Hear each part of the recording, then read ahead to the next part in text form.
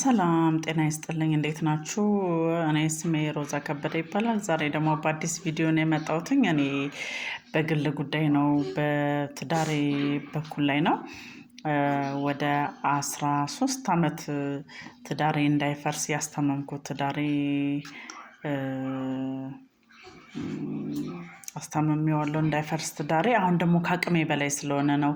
መላው የኢትዮጵያ ሕዝብም ሆናችሁ ከሀገርም ከውጭም ያላችሁ በዚህ ላይ ልባዊ ምክራችሁን አስተያየታችሁን እንድሰጡኝ ብዬ ነው። ታሪኩ ባጭሩ እኔ ሮዛ ከበደ ጸጋ ይባላለሁ። የኮተቤ 01 ቀበሌ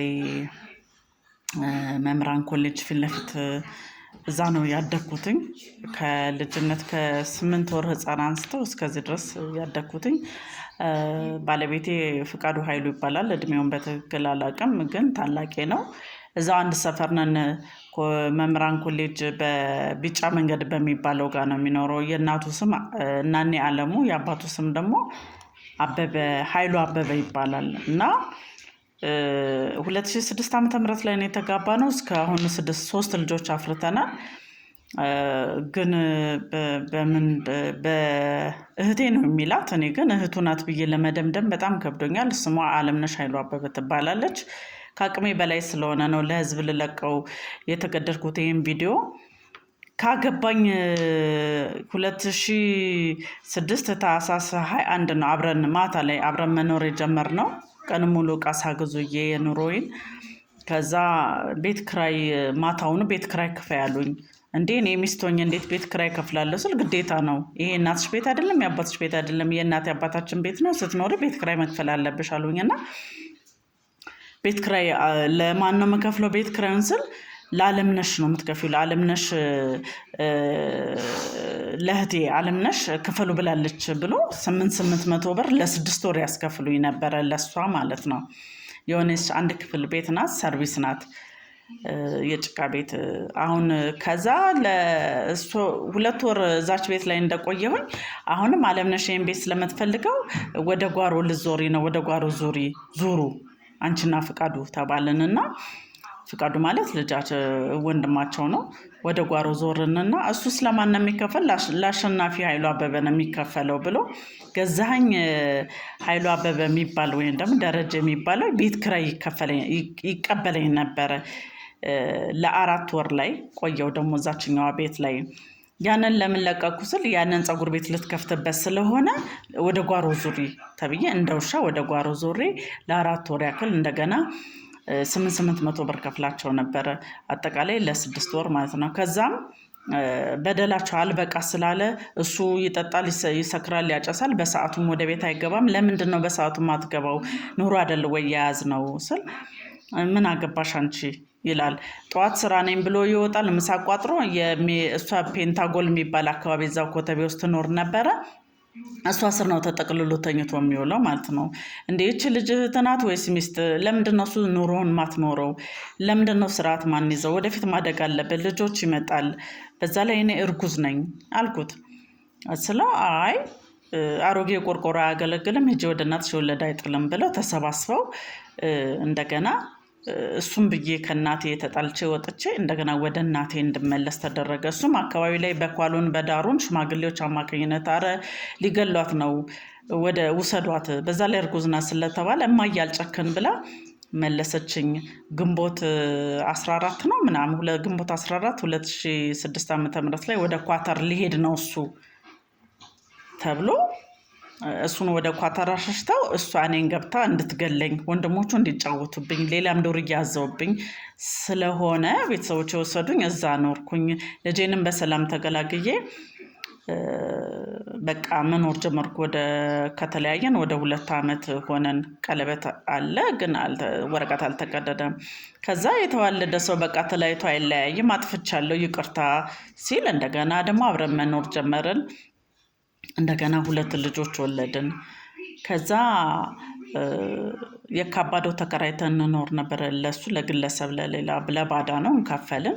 ከዛ ኑሮ እየከበደ መጣ። እሷ በመሃል ወሬ ወዲያ ወዲህ ታደርጋለች እና እኔ ሳያት ግን ወንድምና እህት አይመስሉኝም። እኔ ባልና ሚስት ነው በቃ የሚመስሉኝ። እኔ ኃጢአት በውስጣቸው አለ ማለት ነው። በዚህ የተነሳ እኔ መቻል ማቃተኝ ስናገር አንቺ ብሎ ይሳደባል፣ ይማታል። ሁለት ሶስት ጊዜ ፊቴን አንዴ አፍንጫዬን አንዴ ጉንጬን አበላሽቶ የነበረ ጉዳት አድርሶብኝ ነበር፣ ከባድ ጉዳት። ያን ሁላ ችዬ እስከ ኖርን፣ ብዙ አመት ኖርን። ከዛ አራብሳ የወንድሜ ቤት 20/80 ማን ነው 10/90 ኮንዶሚኒየም ደርሶታል፣ እዛ እንኖር አለኝ። እሺ እዛ እንዴት ነው የምንኖረው? ያው ቤት ኪራይ እንደተለመደው ትከፍያለሽ አለኝ። እሺ ብለን አራብሳ ገባን። አራብሳ የወዳደቀ ቤት፣ የድሮ ቤት የወዳደቀ ዕጣ የወጣ ጥላሸት ምናምን ቆሻሻ ነበረ። እሱን በራስሽ ወጪና ኪሳራ ጅብሰን አድርገሽ መሬቱን ግርግዳውን ምናምን ሁሉ ነገር ማስተካከል አለብሽ በራስሽ ወጪ። በራሴ ወጪ ቤት ኪራይ ከፍዬ፣ አዎ ቤት ኪራይ ትከፍያለሽ፣ እሱንም ታወጪ ታደርጊያለሽ አለኝ። እና በወንድሜ ላብ ስለምትኖሪ አንቺ ባዳነሽ መክፈል አለብሽ አለኝ። እሺ አልኩና አንዴ ወጥቻለሁ ከእናቴ ቤት። ቢጭኖኝ አህያ ቢጋልቡኝ ፈረስ ሆኜ እኖራለሁ፣ ነገ የተሻለ ቀን ይመጣል በማለት ተስፋ በማድረግ እሺ ብዬ እንዳለኝ ቤቱን አስተካክዬ በር ሊሚቴሽን በር 2 ጊዜ ነው እንደውም ብረት በር ያስገጠምኩት። ግሪል አድርጊ ሲለኝ ግሪል አደርጋለሁ፣ እዚህ ጋር ቀጥ ሲለኝ እሺ ብዬ ቀጥ በግንብ እሰራለሁ። በቃ እኔ ሮዛ የሚያውቁኝ ሰዎች እንግዲህ ሊመሰክሩ ይችላሉ። በቃ ውሻ ሆንኩኝ፣ ውሻ። ጫማዬ ሁላ አልቆ አሮጌ ትልቅ ጫማ እየጎተትኩኝ እንደ እብድ እያወራው መሄድ ጀመርኩኝ። ያለኝም ከእጅ ያለቀ። ለምንድነው አንተ የቤት ኪራይ ገንዘብ እናት ቤት ላይ ያለ ገቢ ለምንድነው ማታመጣው? እሱማ ሚኪያስ እየወሰደው ነው፣ ሚኪያስ ኃይሉ አበበ እየወሰደው ነው። በሱ ድል እየኖርሽ አይደል አንቺና ልጆችሽ እያለኝ እሺ ብዬ አንገቴን እንደፍቼ እየኖርኩኝ ከዛ ደግሞ እንደገና 700 ብር 600 ብር አሁን ጨምሯል። 700 ብር ለመንግስት የቤት የምትቀመጭበትን ትከፍያለሽ በየወሩ አለኝ። እሺ ብዬ ለ6 ነው ለ7 አመት እሱንም ደርቤ እየከፈልኩኝ መጨረሻ ላይ አንድ ልጅ ወለድን። አሁንም አብረን እየኖርን 3 ወንዶች ልጆች ወለድን። መጨረሻ ላይ በቃ ወደ አመት ሲመጣ በሰዓቱም አይገባም፣ ምንም የሚያደርገው ነገር የለም። በጣም ችግር ውስጥ ገባው፣ ከምነግራችሁ በላይ የምታዳምጡኝ ማለት ነው። በጣም ችግር ውስጥ ገባው። እሱ ሄዶ ከዚህ ስራ ይላል ይሄዳል። እዛ እህቱ ናት፣ እኔ ሚስቱ ናት በቃ እኔ ብዬ የማደመደመው። እዛ ነው የሚተኛው፣ እሷ ስር ነው የሚተኛው። ይሄዳል እዛ ምንም። አረ ኑሮ እኮ መለወጥ አልተቻለም፣ እንዴት ይሻላል? ቤት ኪራይ እኔ ከበደኝ፣ ከአቅሜ በላይ ሆነ፣ እንዴት ይሻላል አልኩኝ። ከውጭ የሚረዱኝ የሚያክስቴ ልጆች ነበር፣ እነሱም በኮሮናው ሰበብ ቀረ። ኮሮና ሲመጣ ፖስታ ምንም ስለማይድ ቀረ። እንዴት ይሻላል ስል በቃ ያው ወደ እናትሽ ቤት ሂጃ፣ 3 ልጅ አለ፣ ሂጂ እናትሽ ቤት አለኝ። በመጨረሻ በቃ 3 ልጅ ይዛ ከዛ ማየም ሰማች። እንዴት ደበደበኝ ሁላ ሌሊት ሙሉ ሲደበደበኝ አድሮ በማግስቱ ከዛ ሄደ። ሲበቃው ጠዋት ሲነጋ ሄደና ሂዱ ልጆትን ውሰዷት ብሎ እማዬ ስትበር መጣች። እንዴ ስትለኝ በቃ እኔ ከአቅሜ በላይ የሆነ ሁሉን ነገር ዝግዝግ አድርጌ ነገርኳት። እኔ የምኖረው እንደዚህ ነው። የእሱ ደግሞ አንድ እህት ፀሐይ የምትባል መጣች፣ አንድ ደግሞ ደረጀ የሚባል መጣ። እና እንደዚህ ነው የምኖር የነበረው። እኔ ከእንግዲህ በቃኝ እማዬ፣ እኔ ሰልችቶኛል፣ እኔ ልጆቼን ብቻ ማሳደግ ነው የምፈልገው፣ በቃ እኔም ወደ ቤቴ ልመለስ ከሰማችሁ አይቀር አልኩኝ። ከዛ እናቴም እማዬ እንዴት እንደዚህ ይሆናል ሮዛ፣ ለምን የልብሽን አትናገሪ? እኔ እኮ ሁሌ ተመችቶሽ የምትኖሪ ነው የሚመስለኝ አለችኝ። ከዛ በኋላ በቃ 1 አመት ጊዜ ስጧት፣ 3 ልጅ ይዛ እንዴት ወደ ቤት እኔ ጋር ትመለሳለች? ለሞራላም ጥሩ አይደለም። 1 አመት ጊዜ ስጧት፣ እኔ ቤት ገዝቼላት እስከ ቤቴን ሸጬ ቤት እገዛላታለሁ፣ ለሮዛ ይሄ አይገባም ብላ አዘነች። የ1 አመት ጊዜ ነው፣ ከዛ በላይ አንሰጣትም። ይሄ የወንድማችን ቤት ነው፣ ልንሸጠው ነው። ስለዚህ ቶሎ ከቻሉ አሁኑን ውሰዷት ብሎ እንደገና እንደዚህ ያለ እና እሺ ብለን እማዬም ባለችው ጊዜ ላይ ቤት ገዝታልኝ በስሜ ልጆቼን ሰብስቤ እኖራለሁ። የአራብሳ አካባቢ ያሉ ሰዎች ከሞላ ጎደል ሊያውቁ ይችላሉ እንዴት እንደነበር ከስር መሰረቴ ማለት ነው። እና እዚህ ስኖር አሁን ደግሞ ቤት ሲኖረኝ ይቅርታ አድርጊልኝ ሰው ሆኖ ያጠፋል ተበድያለሁ ብሎ ሽማግሌዎች ይዞ መቶ እግሬ ላይ ወደቀ። እኔም የደረሰብኝን እንዴት ቤት ኪራይ ስከፍላቸው እንደነበረ በግፍ ሚስት ሆኖ ሰው ህጋዊ ሚስት ሆኖ በሽማግሌ ተጋብተናል፣ ልጆች ወልደን እንዴት አንድ ሚስት ለወንድሜ ለእህቴ እየተባለ እንዴት ይከፈላል? ይሄ ሌላ ነገር ቢኖር ነው አለን ስንል እነሱም አድበሰበሱት። ያው ስጋ ስለሆኑ እዛው እርስ በራሳቸው ተድበሰበሰ። ግን እንደዚህ የሆነ ሆኖ አሁንም ምንም ሊስተካከልልኝ አልቻለም። ወደ ኑሯችንም ለመምጣት ለመስተካከል አልቻልንም።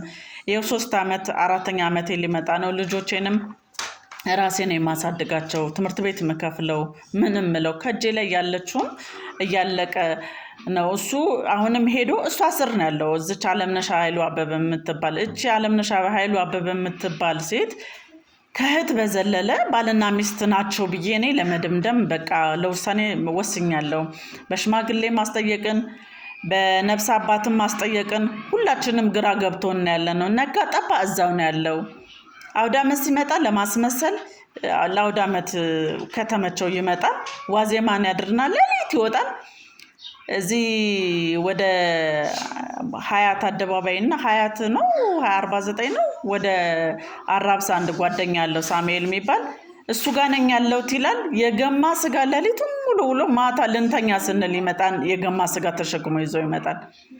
ከዛ እሱን ደግሞ አውደ ዓመት ነው እሺ በቃ አንገቴ እንደፍቼሽ በቃ ከመጣ እንግዲህ እግዚአብሔር ባለ ሰዓት በመጣ ሰዓት አውደ ዓመት ነው ብለን ስንቀበለው እንዴ ልትበሉ ነው እንዴ እያለ ያሳቅቀናል። ኧረ ተይው ምናምን የሆነ በቃ እንዳያማ ስጠው እንዳይበላ ግፋው አይነት ነገር እና እኔ በጣም ኢትዮጵያ ነብስም ሆነ ማንም ይሄ ቪዲዮ እንደደረሰው